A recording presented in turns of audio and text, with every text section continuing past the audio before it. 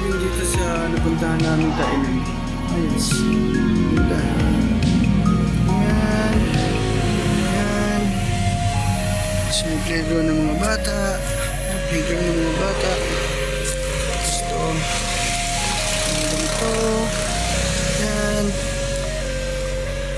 Tapos may parang butterfly sanctuary doon. May parang trampoline, may peacock. Kasi ewan ko kung meron talaga dong butterfly. Pero ayos to. Kami pong order. Yes. So from 4 a.m. ito na yung breakfast. Excited sa falls.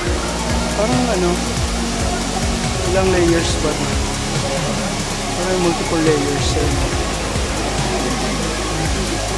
Pero siguro dahil sa umuulan, nag-brown yung tubig. Hindi na tayo lulusong dyan.